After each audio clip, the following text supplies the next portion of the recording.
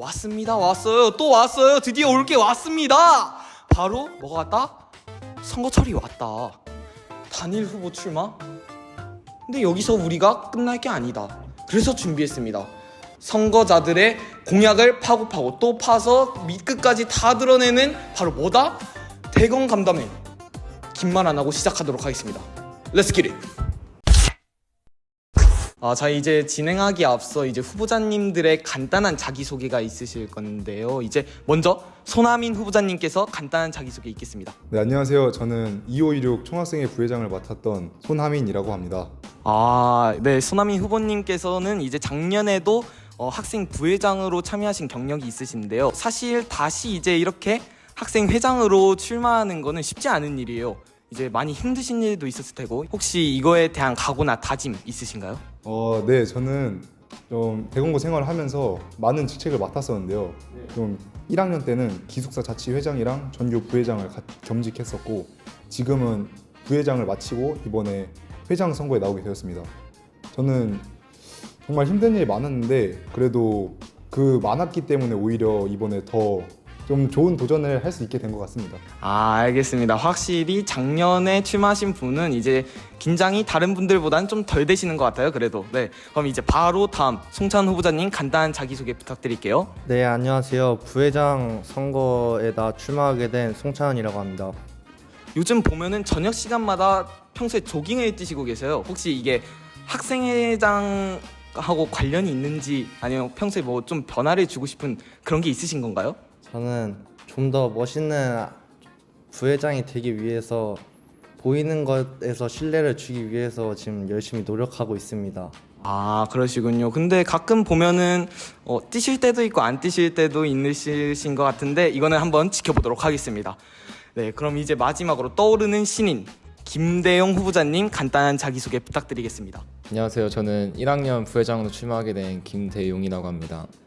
김대용 후보자님 하면은 제가 이제 1학기 때 좀 인상 깊게 본 게 있는데요. 바로 이제 방송제에서 1학년을 대표해서 이제 같이 춤을 추셨죠? 네, 맞습니다. 혹시 이 춤에 대한 활력이나 이런 거를 이제 학생회로 옮길 수 있는지, 그런 거에 대한 간단한 포부 발표해 주실 수 있으실까요? 제가 DBS 기장도 맡고 있기 때문에 그 DBS 에너지를 일요기치 학생회로 옮길 수 있도록 열심히 노력하겠습니다. 그럼 이제 간단한 자기소개는 마치고 이제 제대로 공약 질문에 관해서 시작하도록 하겠습니다.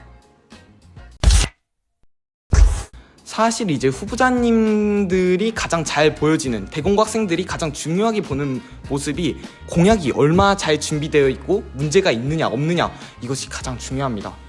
그래서 이제 첫 번째 공약을 한번 보도록 하겠습니다. 네, 첫 번째 공약은 이제 바로 화장실 휴지 비치와 텀블러 세척기 설치에 관해서 이제 손하민 후보자님께 제가 질문을 드려보도록 하겠습니다. 화장실 휴지 비치가 대공고 학생들에게는 아주 중요한 일이에요. 대공고 학생들이 이제 평소에 화장실을 쓰려고 할 때 휴지가 부족해서 똥을 못 싸는 경우도 있고, 저도 이제 평소에 똥을 싸고 싶어도 휴지가 없어가지고 못 싸는 경우가 많은데요. 이걸 잘 파악해 주신 것 같습니다.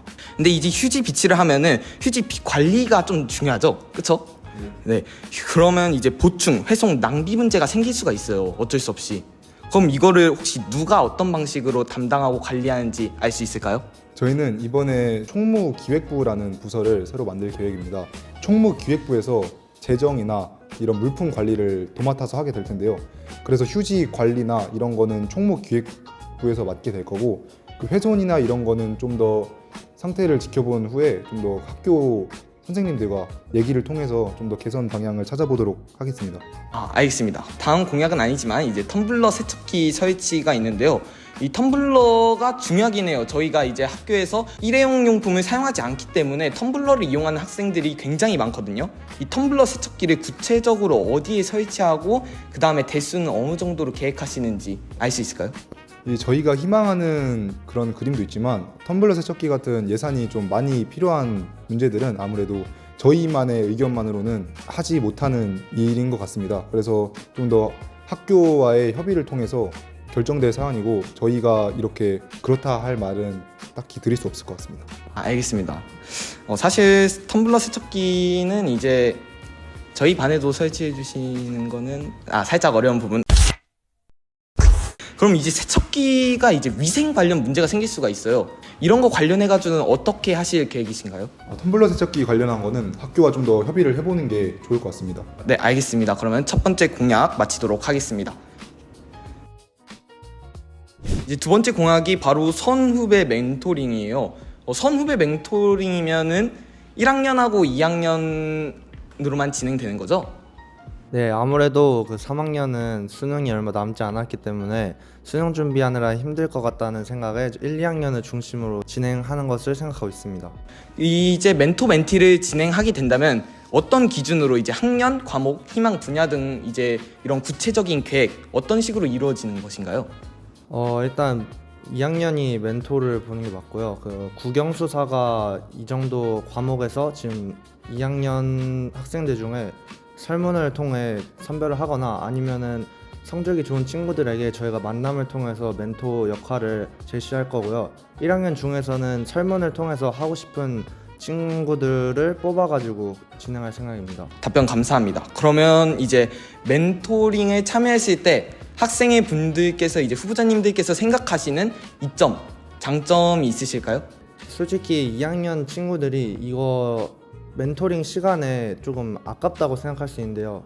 이 사실 1학년 학생들에게 자신이 배운 것을 알려주면서 자기가 배웠던 것을 다시 복귀하면서 성장할 수 있는 기회가 될 수 있다고 생각합니다. 저는. 마지막으로 멘토링 활동의 성과를 이제 평가하고 어떻게 계획하는 게 많이 중요하잖아요. 혹시 그런 거에 대해서는 계획이 있으신가요? 학기마다 만족도 조사를 통해 가지고 그 조사 결과를 분석해 가지고 다음 학기 때 멘토링 활동에 반영하려고 생각하고 있습니다. 구체적으로 작성하면 그래도 좀 더 실현 가능성 있게 공약을 이행할 수 있을 것 같습니다. 네, 그럼 이제 다음 공약 질문으로 넘어가도록 하겠습니다. 한국인은 뭐다? 바로 밥심이다. 이 밥심에 관련해서 이제 공약을 하나 더 주셨어요. 연양사 선생님과 학생의 정기 만남이 있는데요. 정기적이라고 이 공약에서 표현을 해주셨어요. 이 정기적이 어떻게 구체적인 주기가 어떻게 되는지 알 수 있을까요? 시험이 끝날 때마다 만남을 아마 진행할 것 같습니다. 중간고사 끝나고 이렇게 만나서 학생들 의견을 전달해주고 그리고 나서 기말 끝나고 나서도 이런 식으로 해서 1년 동안 총 4번의 만남을 진행할 것 같습니다. 그럼 이제 다음으로 학생 의견을 이제 어떤 방식으로 수렴해서 연양사 선생님께 전달할 계획이신 건가요? 저희는 이번에 학생 소통부라는 부서를 새로 만들 계획인데요. 네. 학생 소통부에서 아마도 설문을 통해서 아니면 또 종이로 각 반 반장 등을 통해서 조사를 돌려서 그 학생분들의 의견을 최대한 적극 수용해 보도록 하겠습니다. 아, 좋습니다. 사실 저희가 기존에도 이게 없었던 건 아니에요. 급식실 가보시면은 이제 자신이 먹고 싶은 뭐 소통함 같은 거 있었는데 이게 제대로 작동하는지는 사실 아무도 모르고 있었거든요. 저도 이걸 써서 직접 써서 넣은 학생은 본 적이 없던 것 같아요. 근데 이번 공약 확실히 심상치 않고 좋은 것 같습니다. 네, 그러면 바로 다음 공약으로 넘어가도록 하겠습니다. 네, 이제 다음 공약으로는 부서 개편 관련돼서 이제 공약을 내어주셨는데요. 네, 손아민 후보자님, 어떤 부서들을 이제 구체적으로 통폐합할 계획이며 그 이유가 혹시 무엇인가요? 저는 일단 작년과 이번 연도까지 해서 제가 총학생회 부회장을 맡았어요. 맡으면서 좀 제가 부서들의 역할이나 부서들이 뭘 해야 되나, 맡은 일이 무엇인가, 할 수 있는 일이 무엇인가를 좀 자세히 봤는데요. 근데 아무래도 좀 구조적으로 그냥 부서 자체가 할 일이 없는 그런 부서들이 좀 존재했던 것 같습니다. 예를 들지는 않겠지만 일단 그런 부서가 몇몇 존재했고요. 그래서 그런 부서들을 좀 줄이고 그리고 합치면서 좀 더 이 학생회 혼란을 줄이고 학생회 인원수도 좀 같이 줄이면서 좀 더 알차고 효율적인 학생회를 만들기 위해 이렇게 통폐합을 좀 생각하게 되었고요. 먼저 총무부는 기획의 역할도 같이 부여될 예정이고요. 그리고 인권복지부와 봉사부가 합쳐져서 그냥 인권복지부라는 이름으로 활동하게 될 것입니다. 바른생활부와 환경부가 합쳐져서 바른생활부라는 이름으로 그냥 활동하게 될 것이고요.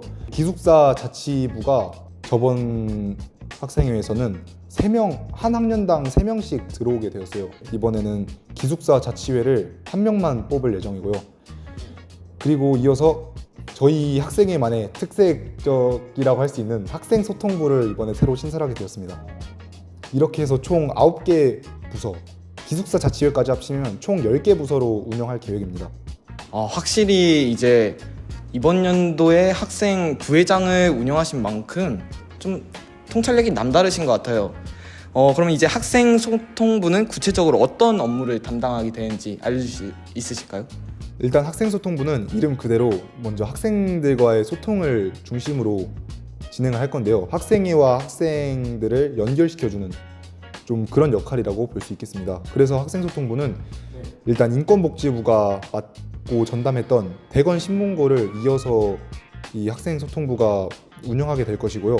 그리고 아마도 저희가 계획하는 걸로는 학생회장단과 그리고 각 반 반장들 추가로 좀 참여를 희망하는 학생들에 한해서 간담회를 진행을 하려고 합니다. 간담회 또는 토론회든 일단은 학생들과의 소통을 할 수 있는, 학생들의 의견을 직접적으로 다양한 학생들의 의견을 들어볼 수 있는 그런 기회를 많이 만들고자 합니다.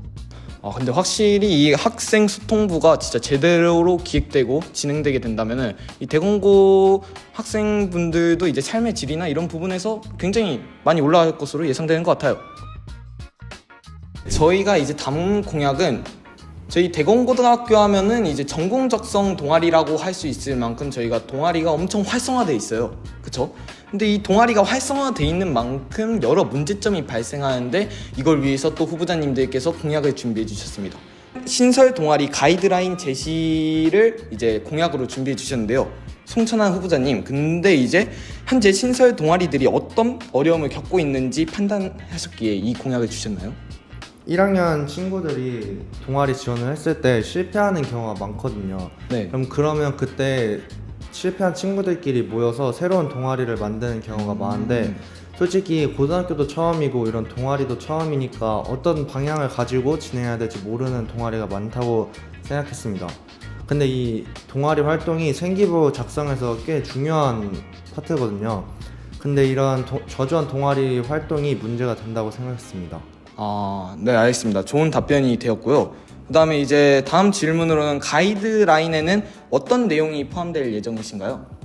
네, 가이드라인이라고 해서 막 저희 학교 규정처럼 그런 게 아니라, 만약에 동아리 가이드라인이 필요하다고 저희한테 요청하는 동아리 팀원들을 만나가지고 어떤 방향을 가지고 있는 저희가 우선 물어볼 것이고요.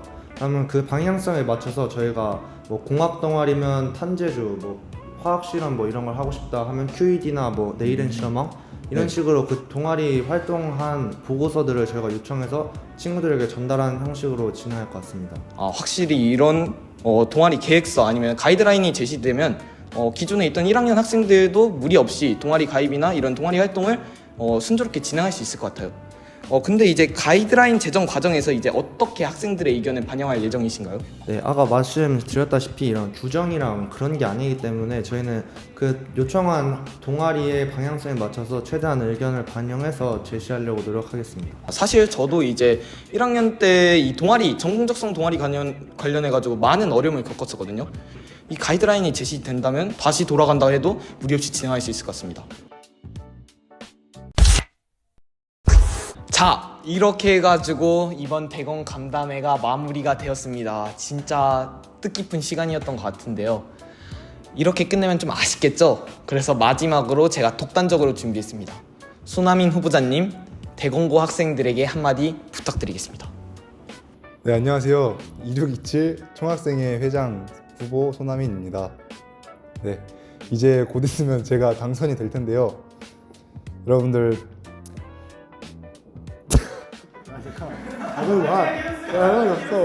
됐을까요? 제가 1년 반 동안 학교 생활하면서 배운 게 많아요. 느낀 것도 많고, 그래서 그런 것들을 최대한 활용해서 학생분들이 살기 좋은 학교, 그리고 선생님들도 좋은, 다 같이 좋은 그런 행복한 학교를 만들도록 노력하겠습니다. 네, 감사합니다.